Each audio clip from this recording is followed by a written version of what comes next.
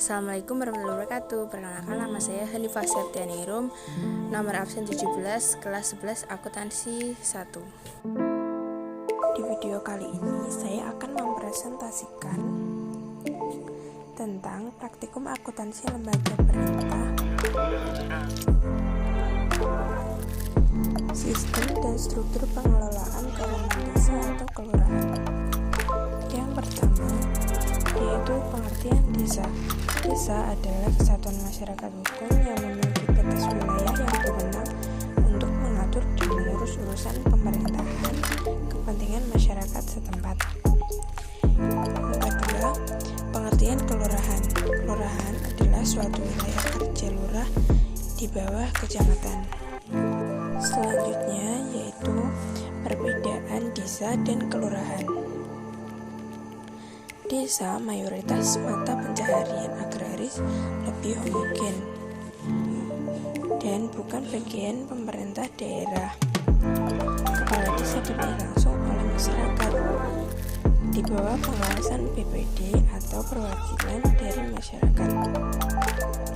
Kelurahan mayoritas mata pencahariannya di sektor jasa atau industri lebih heterogen. Kelurahan bagian dari pemerintah daerah atau unit kerja atau disebut juga dengan SKPD. Lurah ditunjuk atau dipilih oleh kepala daerah dan tidak memiliki BPD pengawasan langsung oleh Pemda. Pengelolaan keuangan desa. Keuangan desa dikelola berdasarkan praktek-praktek pemerintahan yang baik. Asas-asas pengelolaan keuangan desa sebagaimana tertuang dalam Permendagri nomor 113 tahun 2014 sebagai berikut. 1. Transparan, yaitu prinsip keterbukaan yang memungkinkan masyarakat untuk mengetahui dan mendapat akses informasi seluas-luasnya tentang keuangan desa.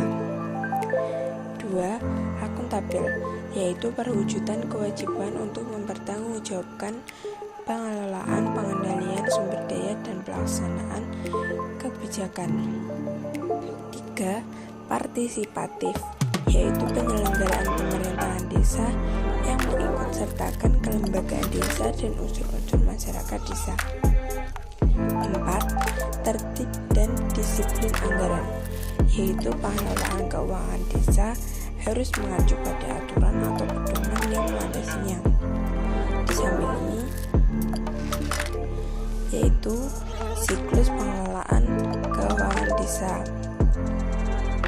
meliputi perencanaan, penganggaran, pelaksanaan, penatausahaan, pelaporan, dan yang terakhir yaitu pertanggungjawaban.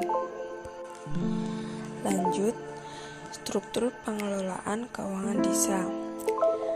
Ada 4 struktur pengelolaan keuangan desa yang terdiri dari 1. Kepala desa, 2. Sekretaris desa,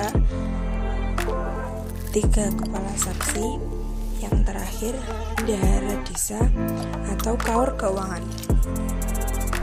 Kepala desa memegang jabatan selama 6 tahun dan menjabat paling lama 3 kali. Kewenangan kepala desa adalah menetapkan kebijakan tentang pelaksanaan APBD desa, menetapkan pelaksanaan teknis pengelolaan, dan lain-lain.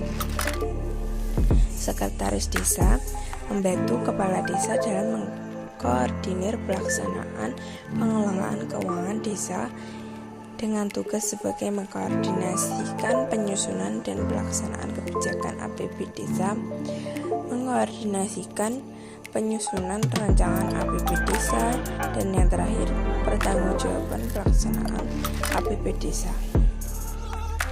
Kepala saksi bertugas sebagai menyusun RAP kegiatan yang menjadi tanggung jawabnya, pelaksanaan kegiatan bersama lembaga masyarakatan,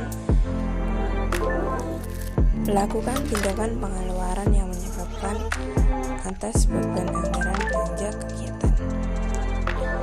Bendahara desa atau kaur keuangan yaitu menerima, menyimpan, dan menyetorkan uang desa, memungut dan menyetorkan PPh, dan pajak lain-lain.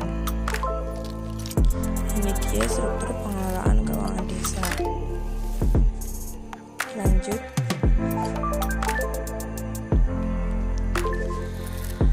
anggaran pendapatan dan belanja desa atau APB desa.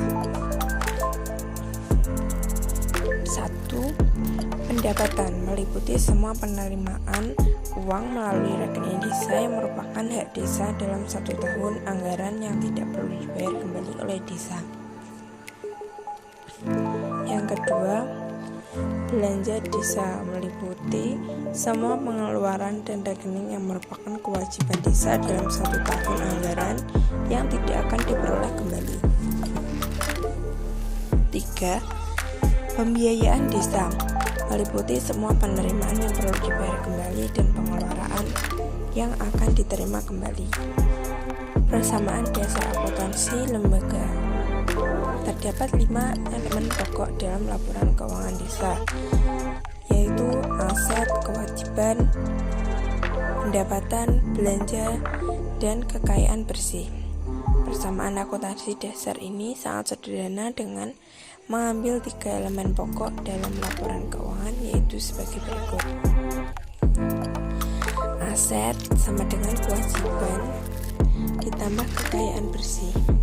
Aset ditambah belanja sama dengan kewajiban tambah kekayaan bersih ditambah pendapatan pembiayaan. Neto atau aset sama dengan kewajiban ditambah kekayaan bersih ditambah pendapatan dikurangi belanja ditambah atau kurang pembiayaan neto.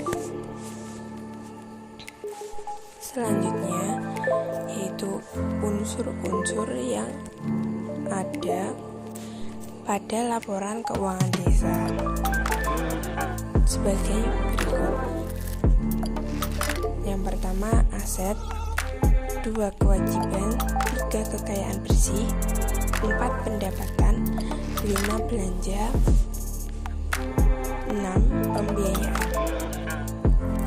Tahapan siklus pencatatan akuntansi. Yang pertama yaitu sistem pencatatan. 2. Sistem penggolongan. Yang ketiga, sistem pengikhtisaran, dan yang terakhir yaitu pelaporan. Tahap pencatatan merupakan latar awal dari siklus akuntansi yang berawal dari bukti-bukti transaksi yang selanjutnya dilakukan pencatatan ke dalam buku yang sesuai. Tahap penggolongan setelah dilakukan berdasarkan pencatatan bukti transaksi, yaitu tahap penggolongan. Tahap penggolongan merupakan tahap mengelompokkan catatan bukti transaksi ke dalam kelompok buku besar sesuai dengan nama akun dan saldo-saldo yang telah dicatat dan dinilai ke dalam kelompok debit atau kredit. Tahap pengikhtisaran. Pada tahap ini dilakukan pembuatan neraca saldo dan kertas kerja. Tahap pelaporan. Tahap ini merupakan tahap akhir dari siklus akuntansi. Kegiatan yang dilakukan pada tahap ini yaitu membuat laporan pertanggungjawaban realisasi pelaksanaan APB desa.